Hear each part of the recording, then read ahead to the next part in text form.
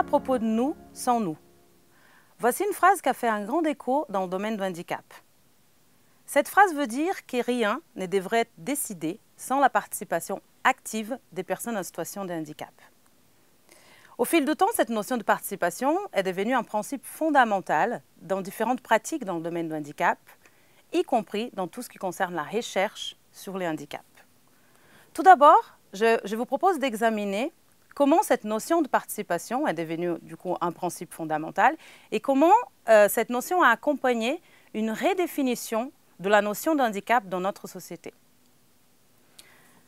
À partir des années 70, différentes associations et mouvements en défense des droits des personnes handicapées, ainsi que des courants d'études pluridisciplinaires comme le Disability Studies, ont défendu un modèle social du handicap à la place du modèle individuel.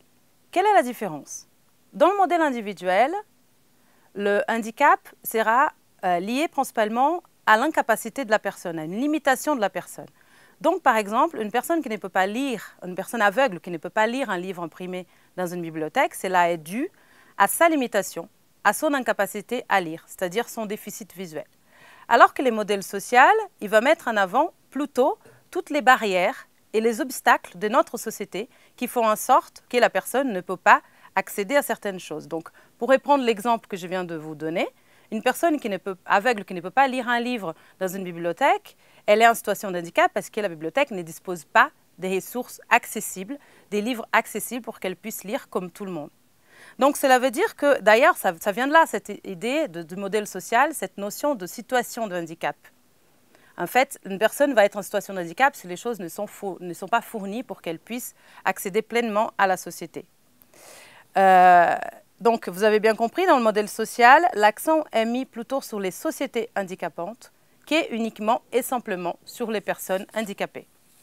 Alors, quelle est la place de la recherche participative dans cette histoire? La participation est un des principes fondamentaux du modèle social. C'est-à-dire que c'est défendu le droit des personnes en situation de handicap de participer pleinement à la société sur la base de l'égalité avec les autres.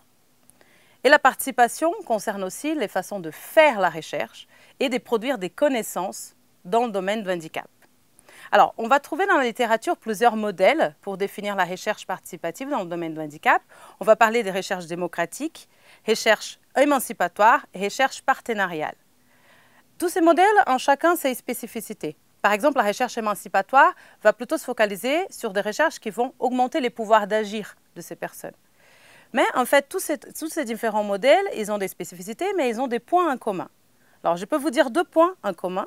Les premiers, c'est le fait de construire des problématiques, des questions de recherche qu'importent véritablement à ces personnes. C'est-à-dire que des questionnements qui vont vraiment améliorer leur qualité de vie.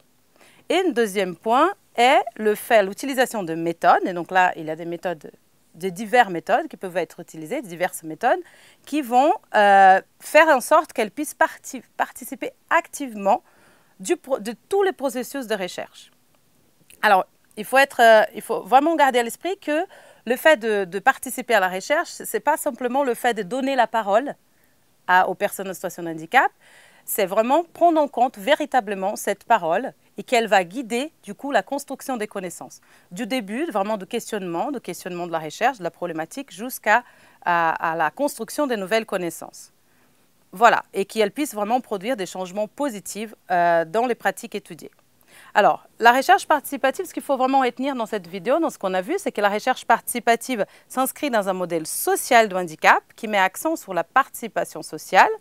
Cette participation veut dire devenir un véritable acteur de la recherche et pas seulement donner la parole aux personnes concernées.